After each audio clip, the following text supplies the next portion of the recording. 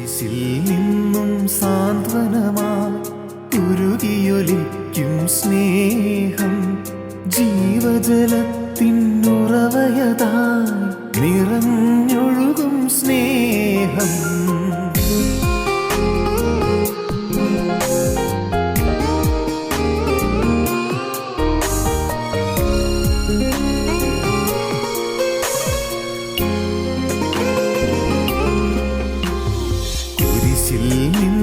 സാന്ത്വനമായി ഉരുകിയൊലിക്കും സ്നേഹം, സഹനത്തിൻ നിണധാരയതായി ഉതിർന്നൊഴുകും സ്നേഹം. വിലാവിൽ നിന്നും മോചനമായി ഉരുകിയൊലിക്കും സ്നേഹം, നീറും മനസ്സിൽ കുളിരലയായി നിറഞ്ഞൊഴുകും സ്നേഹം.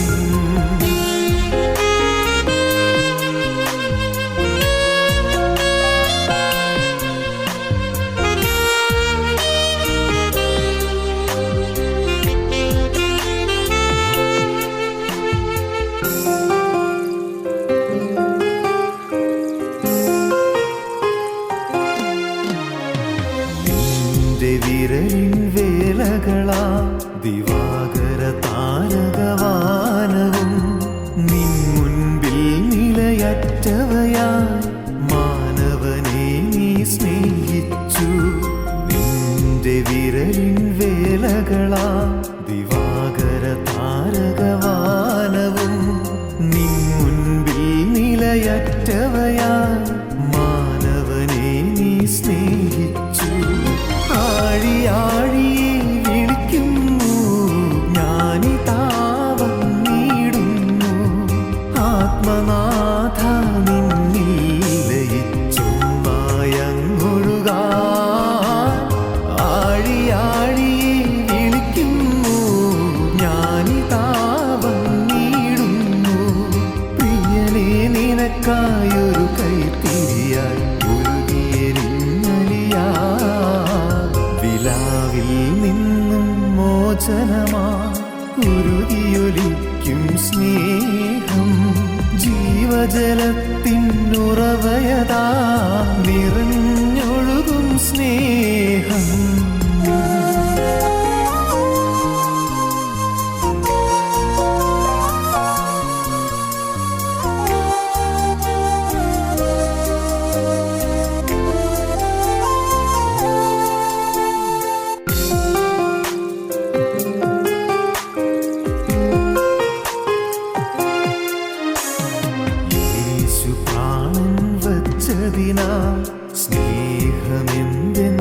സ്നേഹമെന്തെന്നറിയുകയായി എന്നേശു ജീവിക്കുന്നതിനാൽ ഏഴ ഞാനും വാഴുകയായി. യേശു പ്രാണൻ വച്ചതിനാൽ സ്നേഹമെന്തെന്നറിയുകയായി എന്നേശു ജീവിക്കുന്നതിനാൽ ഏഴ ഞാനും വാഴുകയായി.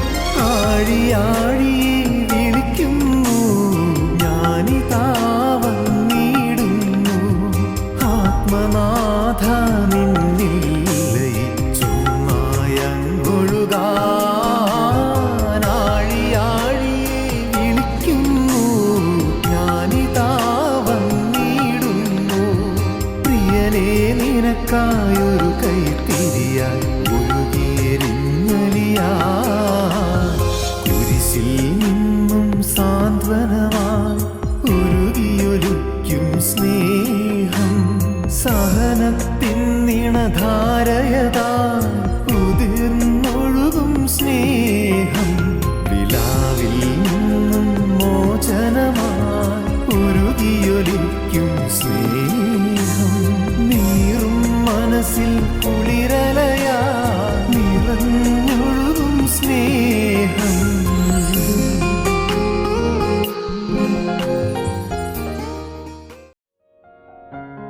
ഞങ്ങളും ക്രൂശിക്കപ്പെട്ട ക്രിസ്തുവിനെ പ്രസംഗിക്കുന്നു. ദൈവ തിരുനാമത്തിന് മഹത്വം ഉണ്ടാകട്ടെ. വിശുദ്ധ ലൂക്കോസിൻ്റെ സുവിശേഷം 13-ാം അധ്യായം 12-ാം വാക്യം. യേശു അവളെ കണ്ടു, അടുക്കെ വിളിച്ചു. സ്ത്രീയെ, നിന്റെ രോഗബന്ധനം അഴിഞ്ഞിരിക്കുന്നു എന്ന് പറഞ്ഞ് അവളുടെ മേൽ കൈവച്ചു. അവൾ ക്ഷണത്തിൽ നിവർന്നു ദൈവത്തെ മഹത്വപ്പെടുത്തി. ബന്ധനം അഴിഞ്ഞപ്പോൾ ദൈവത്തെ സ്തുതിച്ചു. കൂനിയായ സ്ത്രീ നിവർന്നപ്പോൾ ദൈവത്തെ മഹത്വപ്പെടുത്തി. ക്രിസ്തു അവളുടെ മേൽ തൻ്റെ തൃക്കരം വെച്ചു. അവൾ ക്ഷണത്തിൽ നിവർന്നു ദൈവത്തെ മഹത്വപ്പെടുത്തി. 18 കൊല്ലമായി കൂന് ബാധിച്ച സ്ത്രീ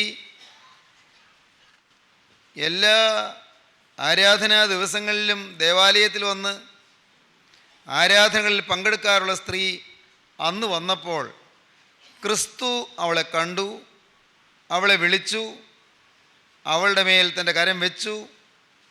സ്ത്രീയെ, നിന്റെ രോഗബന്ധനം അഴിഞ്ഞിരിക്കുന്നു എന്ന് പറഞ്ഞു. ക്ഷണത്തിൽ അവൾ നിവർന്നു ദൈവത്തെ മഹത്വപ്പെടുത്തി. ബന്ധനങ്ങൾ സ്തോത്രത്തെ തടയും. ഈ ഭൂമിയിൽ ജീവിച്ചിരിക്കുമ്പോൾ തന്നെ നമ്മുടെ ജീവിതത്തിലെ ആന്തരിക ബന്ധനങ്ങൾ അഴിഞ്ഞില്ലെങ്കിൽ, ഇവിടെ വെച്ച് സ്തുതിയും സ്തോത്രവുമാകുന്ന വിശുദ്ധിയുടെ ആരാധന ലഭിച്ചില്ലെങ്കിൽ, മരണശേഷം നമുക്ക് നിത്യ ശുഭരംഗത്തെത്തുവാൻ സാധ്യമല്ലെന്ന് മാത്രമല്ല, നിത്യസ്തുതിയുടെ മണ്ഡലത്തിൽ സ്തുതിക്കാൻ കഴിയാതെ പോകും. നമ്മുടെ കാതലായ വിഷയം, മൃതന്മാർ എഴുന്നേറ്റ് നിന്നെ സ്തുതിക്കുമോ? മരണാനന്തര അവസ്ഥയിൽ സ്തുതിയുണ്ടോ? മരണശേഷം ആരാധനയുണ്ടോ? മരണശേഷം ദൈവത്തെ സ്തുതിക്കുവാനുള്ള അവസരമുണ്ടോ? മൃതന്മാർ എഴുന്നേറ്റ് നിന്നെ സ്തുതിക്കുമോ? ഈ ഭൂമിയിൽ വെച്ച് ബന്ധനം അഴിയണം. ഈ ഭൂമിയിൽ വെച്ച് സ്തോത്രം ലഭിക്കണം. ഞാൻ ആവർത്തിച്ച് പറയട്ടെ, നാം പുറമേയുള്ളതായ സ്തുതി എന്ന് പറയുന്നതോ, പുറമേയുള്ള സ്തോത്രം സ്തോത്രം എന്ന് പാടുന്നതോ, പുറമേ ഹാലേലിയ ഹാലേലിയ എന്ന് ഉച്ചരിക്കുന്നതോ, പുറമേ പ്രൈസ് ദ ലോർഡ് ഗ്ലോറി എന്നെല്ലാം പറയുന്നതോ, ആ പറച്ചിലല്ല, ആ ചുണ്ടുകളുടെ ഉച്ചാരണമല്ല സ്തുതി അല്ലെങ്കിൽ സ്തോത്രം. അത് ആത്മാവിൻ്റെ ആരാധനയാണ്. ആത്മാവിൻ്റെ ആരാധന ഇവിടെ വെച്ച് ലഭിക്കുന്നതിന് എന്ത് വേണമെന്ന് നാം കഴിഞ്ഞ പ്രാവശ്യം ചിന്തിച്ചു. കർത്താവേ, നിൻ്റെ നാമത്തെ സ്തോത്രം ചെയ്യേണ്ടതിന് എൻ്റെ ആത്മാവിനെ കാരാഗ്രഹത്തിൽ നിന്ന് പുറപ്പെടുവിക്കണമേ.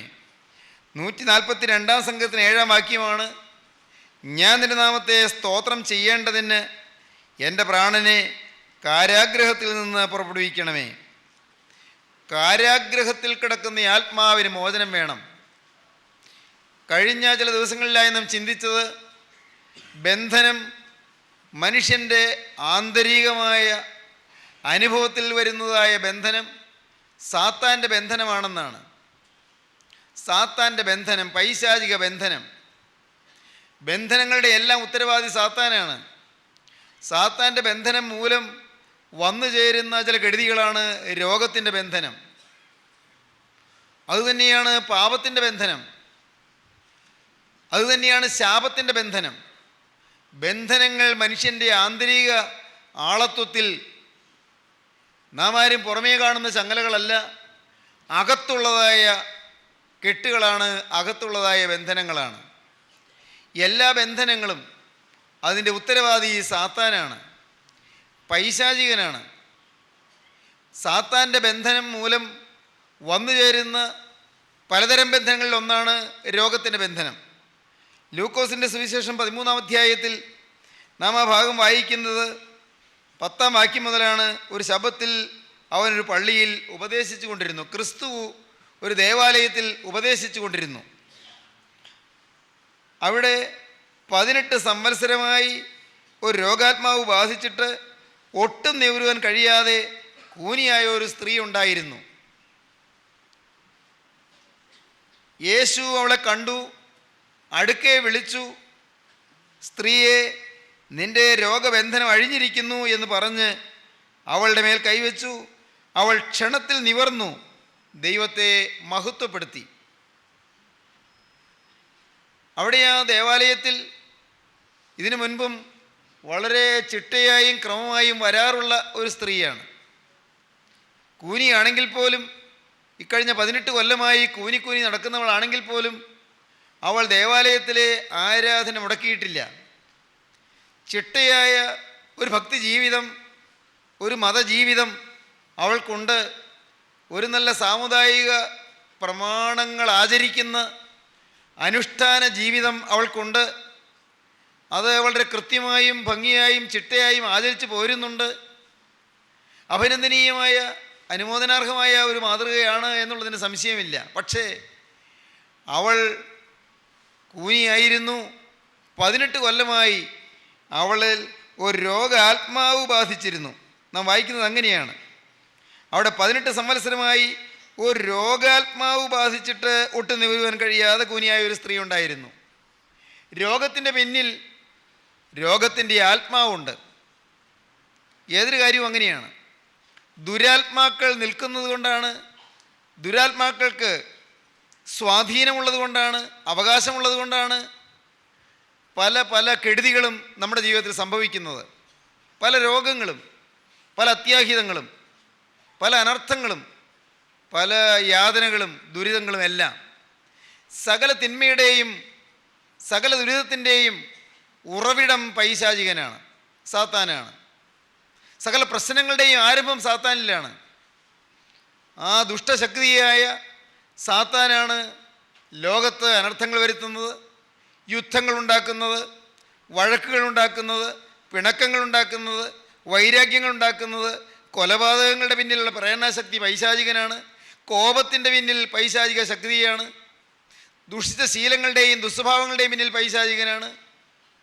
കുടുംബത്തിൽ കലക്കമുണ്ടാക്കുന്നത്, മാതാപിതാക്കളോട് അനുസരണക്കേടുണ്ടാക്കുന്നത്, ഭാര്യയെ ഉപദ്രവിക്കുക, സംശയിക്കുക മുതലായ കെടുതികൾ ഉണ്ടാകുന്നത്, ഭർത്താവിനെ ധിക്കരിക്കുക, ഭർത്താവിനോട് അനുസരണക്കേട് കാണിക്കുക, ഭർത്താവിനെ അല്പം പോലും കീഴ്വഴങ്ങാതിരിക്കുക എന്നിങ്ങനെയുള്ളതായ ഭീകരമായ സ്വഭാവ വൈപരീത്യങ്ങൾ ഉളവാകുന്നത് എല്ലാറ്റിൻ്റെയും പിന്നിൽ സാത്താനാണ്. കുടുംബങ്ങൾ കലക്കുന്നത് സാത്താനാണ്. സമാധാനം നശിപ്പിക്കുന്നത് പൈശാചികനാണ്. ഈ സാത്താൻ, ആ ദുരാത്മാവ് ആ പാവം സ്ത്രീയെ ബാധിച്ചു. ആ സ്ത്രീയെ ആ ദുരാത്മാവ് ബാധിച്ചിട്ട്, രോഗാത്മാവ് ബാധിച്ചിട്ട് ഒട്ടും നിവരുവാൻ കഴിയാതെ പോയി. ഡബ്ലി ബെൻറ്റ് എന്നാണ് ഇംഗ്ലീഷ് വേദപുസ്തകത്തിൽ കണ്ടത്. ഇരട്ടി കൂനിയായിപ്പോയി എന്ന്. ഇരട്ടിയായി കൂന് ബാധിച്ചു എന്ന് പറഞ്ഞാൽ ഒട്ടും നിവരാൻ കഴിയാത്ത വിധം, ഒട്ടും നിവരുവാൻ കഴിയാതെ എന്നതിന് ലിവിങ് ബൈബിളിൽ കൊടുത്തിരിക്കുന്ന വാക്കാണ് ഡബ്ലി ബെൻറ്റ്. അത് ഏറ്റവും കൂനിയായിപ്പോയി. നടുവങ്ങോട്ട് വളഞ്ഞിട്ട് ഒട്ടും നിവരാൻ സാധിക്കില്ല പാവം. ആ സാധു സ്ത്രീ അങ്ങനെ കൂനിയാണ് എന്നും വരുന്നത്. ഇക്കഴിഞ്ഞ 18 കൊല്ലമായി വരാറുണ്ട്. എന്നാൽ അന്ന് വന്നപ്പോൾ അന്ന് ക്രിസ്തു അവിടെ ഉണ്ടായിരുന്നു. ആ ദേവാലയത്തിൽ ക്രിസ്തു ഉണ്ടായിരുന്നു. എന്നും വരുന്നൊരു സ്ത്രീ എന്നുള്ളത് നിലയ്ക്ക് വേറെ ആരും അവളെ പ്രത്യേകിച്ച് ഗവനിച്ചില്ല. പക്ഷേ ആ സ്ത്രീയെ യേശു കണ്ടു. അവളെ യേശു പ്രത്യേകം കണ്ടു. വലിയൊരു സത്യം പ്രിയപ്പെട്ടവരെ നിങ്ങൾ ഓർക്കുക, വലിയൊരു സത്യം നിങ്ങൾ ഗ്രഹിക്കുക. നമ്മുടെ ജീവിതത്തിൽ നമുക്കെന്തെങ്കിലും കുറവുണ്ടെങ്കിൽ ക്രിസ്തു അത് പ്രത്യേകം നമ്മെ വാത്സല്യത്തോടെ നോക്കും. നമുക്കെവിടെ വൈകല്യമുണ്ട്, എവിടെ ഒരു പോരായ്മയുണ്ട്, എവിടെ ക്ഷീണമുണ്ട്, എവിടെ അപകർഷതയുണ്ട്, അവിടെ ക്രിസ്തു വാത്സല്യാതിരേകത്തോടെ നോക്കും.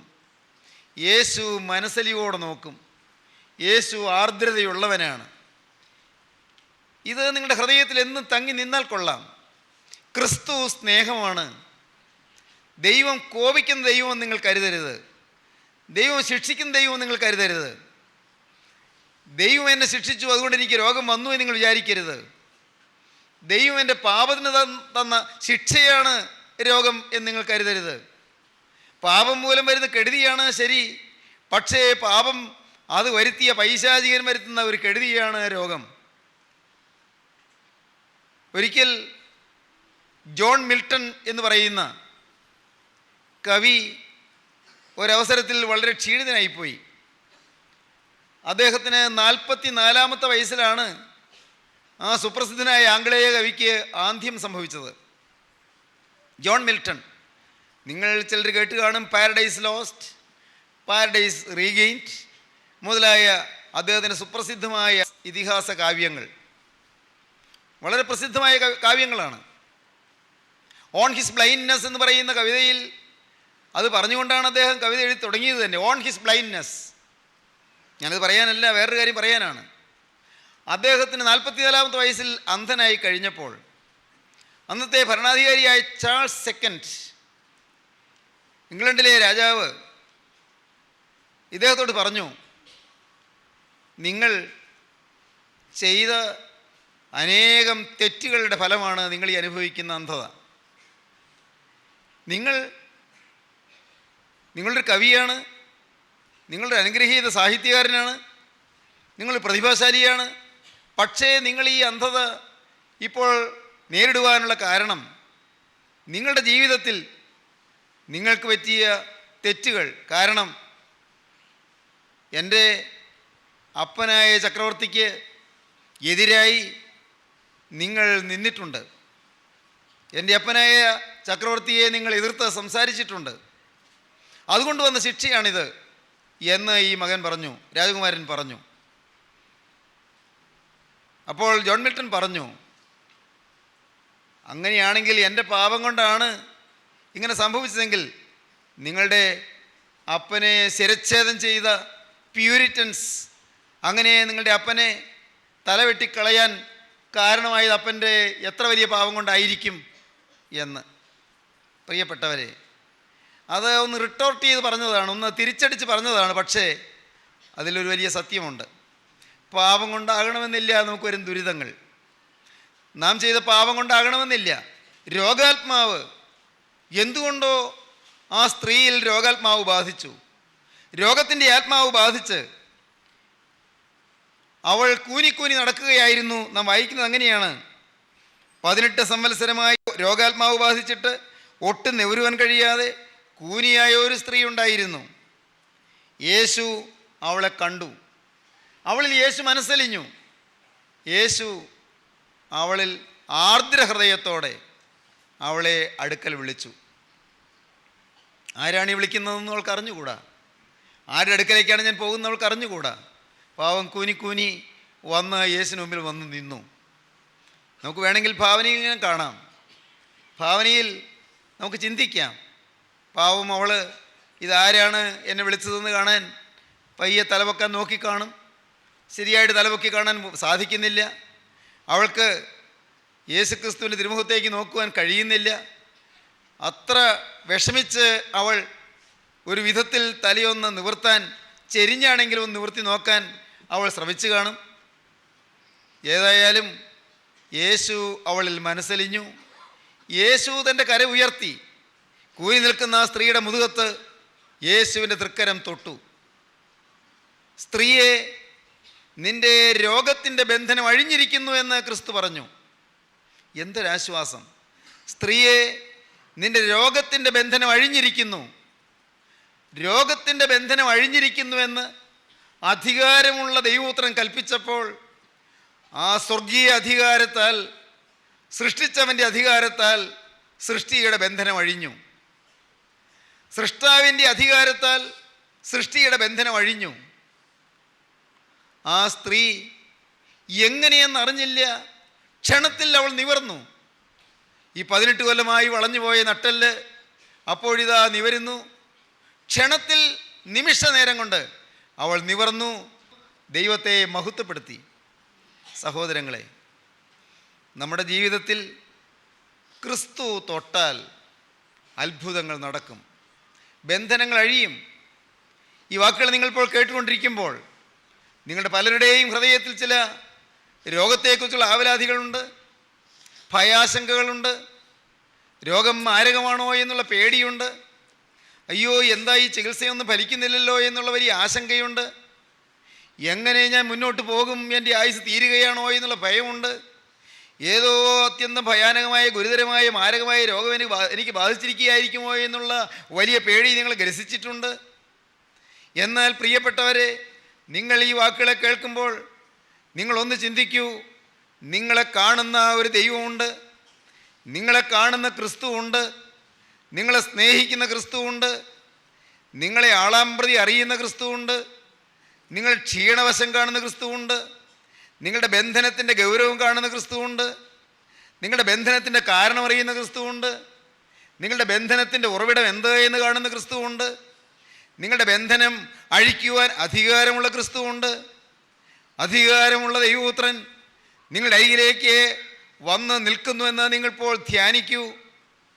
2000 വർഷം മുൻപ് ആ സംഘാലയത്തിൽ ആരാധനയ്ക്ക് വന്ന കൂനിയായ സ്ത്രീയെ അരികത്തേക്ക് വിളിച്ച് അവളോട് സംസാരിച്ച ക്രിസ്തു നിങ്ങളോടിപ്പോൾ സംസാരിക്കുന്നു എന്ന് നിങ്ങളൊന്ന് ചിന്തിക്കൂ. നിങ്ങളോട് ക്രിസ്തു ഇടപെടുന്നു നിങ്ങളും ധ്യാനിക്കൂ. കാരണം ക്രിസ്തു he's the same yesterday today and for ever. അവൻ ഇന്നലെയും ഇന്നും എന്നേക്കും മാറ്റമില്ലാത്തവനാണ്. ജീസസ് ക്രൈസ്റ്റ് ദ സെയിം, മാറ്റമില്ലാത്തവനാണ് യേശു ക്രിസ്തു. Jesus Christ the same yesterday today and for ever. ഇന്നലെയും ഇന്നും എന്നേക്കും മാറ്റമില്ലാത്തവനാണ്. 2000 വർഷം മുൻപ് ഗോകുൽത്തായിലെ കുരിശിൽ മരിച്ച് അരിമത്യക്കാരൻ യോസേപ്പിൻ്റെ കല്ലറയിൽ അടക്കം ചെയ്ത് അങ്ങ് തീർന്നുപോയവനല്ല ഈ ക്രിസ്തു. അടക്കപ്പെട്ടതിൻ്റെ 3-ാം നാൾ ഉയർത്തെഴുന്നേറ്റ് ജീവിച്ച് പല പ്രാവശ്യങ്ങളിലായി അനേകം പേർക്ക് പ്രത്യക്ഷനായി ക്രിസ്തു ഉയർത്തെഴുന്നേറ്റിരിക്കുന്നു എന്ന് വ്യക്തമായ അനുഭവങ്ങൾ ഓരോ അവസരങ്ങളിൽ അവർക്ക് കൊടുത്ത് അവിടുന്ന് ലോകാവസാനത്തോളം ഞാൻ നിങ്ങളോട് കൂടെ ഉണ്ട് എന്ന ധൈര്യം അവർക്ക് പറഞ്ഞു കൊടുത്ത് പകർന്നു കൊടുത്ത് ധൈര്യപ്പെടുത്തി ആദിമകാല ശിഷ്യന്മാരെ തൻ്റെ പരിശുദ്ധാത്മാവിനാൽ നിറയ്ക്കുകയും ശക്തിയുടെ ആത്മാവിനാൽ അവരുടെ ഹൃദയത്തെ ജ്വലിപ്പിക്കുകയും ചെയ്ത ക്രിസ്തു ഇന്നും ജീവിക്കുന്നു. ആ തീയാകുന്ന ക്രിസ്തു, ജീവനാകുന്ന ക്രിസ്തു, വെളിച്ചമാകുന്ന ക്രിസ്തു, പ്രകാശഗോപുരമാകുന്ന ക്രിസ്തു, മനുഷ്യൻ്റെ അന്ധകാരത്തെ ദൂരീകരിക്കുന്ന ക്രിസ്തു, ജീവിതത്തിൽ പ്രകാശം വിതറിത്തരുന്ന ക്രിസ്തു, സമാധാനത്തിൻ്റെ പ്രഭുകുമാരനായ ക്രിസ്തു അവിടുന്ന് ഇതാ നിങ്ങളുടെ അരികിലേക്ക് വരുന്നു. സ്നേഹിതരെ, നിങ്ങൾ വിശ്വസിക്കൂ. നിങ്ങളുടെ വീർപ്പുമുട്ടുന്ന ജീവിതം ക്രിസ്തുവിന് മുമ്പാകെ നിങ്ങൾ സമർപ്പിക്കൂ. നിങ്ങളുടെ ആകുലം പൂണ്ട ജീവിതം നിങ്ങൾ ക്രിസ്തുവിൻ്റെ അടുക്കൽ തുറന്നു വയ്ക്കൂ. തകർന്നുപോയ നിങ്ങളുടെ ജീവിതം ക്രിസ്തുവിൻ്റെ അടുക്കൽ നിങ്ങൾ തുറന്നു വയ്ക്കൂ. നിങ്ങളായിരിക്കുന്ന അവസ്ഥയിൽ ക്രിസ്തുവിനോട് നിങ്ങൾ വാക്ക് പറയൂ. നാഥ, 2000 വർഷം മുൻപ് കൂനി വന്ന് ആ സ്ത്രീയുടെ മുതുകത്ത് കരം വെച്ച് സ്ത്രീയെ നിന്റെ രോഗബന്ധനം അഴിഞ്ഞിരിക്കുന്നത് പറഞ്ഞ് അവളെ നിവർത്തിയ നിത്യസ്നേഹം, സൃഷ്ടാവിൻ്റെ അമൂല്യ സ്നേഹം ഇപ്പോൾ എൻ്റെ മേൽ നിന്റെ കരം ഒന്ന് വെക്കണമേ. പ്രിയപ്പെട്ടവരെ, നിങ്ങൾ പ്രാർത്ഥിക്കൂ. ആ കരം നിങ്ങളും തഴുകട്ടെ, ആ കരം നിങ്ങളെ സ്പർശിക്കട്ടെ, ആ കരം നിങ്ങളുടെ രോഗത്തിൻ്റെ മേൽ തൻ്റെ അത്ഭുത കൃപ പകരട്ടെ. സ്വർഗീയ ശക്തി നിങ്ങളിലേക്ക് ഒഴുകട്ടെ. പരിശുദ്ധാത്മാവിൻ്റെ നൽവരം നിങ്ങളിലേക്ക് പകരട്ടെ. നിങ്ങളുടെ ബന്ധനമുള്ള ഭാഗത്ത്, രോഗമുള്ള ഭാഗത്ത്, അത് അകത്താകട്ടെ പുറത്താകട്ടെ, അവിടെ ക്രിസ്തുവിൻ്റെ അത്ഭുത കൃപ പകരട്ടെ. ക്രിസ്തുവിൻ്റെ ശക്തി അവിടെ ഇറങ്ങട്ടെ. ആ തേജസ് നിങ്ങളുടെ മേലിപ്പോൾ ആവാഹിച്ചെടുക്കുവാനുള്ള സൗഭാഗ്യം നിങ്ങൾക്ക് കൈവരട്ടെ. ആ സ്വർഗീയ തേജസ് നിങ്ങളിലേക്ക് പ്രസരിക്കട്ടെ. ആ സ്വർഗീയ അഭൗമ ശക്തി നിങ്ങളിലേക്ക് ഒഴുകട്ടെ. ക്രിസ്തുവിൻ്റെ സൗഖ്യദായകമായ ശക്തി, ക്രിസ്തുവിൻ്റെ healing power of Jesus Christ, healing power നിങ്ങളിലേക്ക് ഒഴുകട്ടെ. ആ സ്വർഗീയ കൃപ നിങ്ങളെ തഴുകട്ടെ. എൻ്റെ സഹോദരങ്ങളെ, ക്രിസ്തു അല്ലയോ നിങ്ങളെ സ്നേഹിക്കുന്നത്?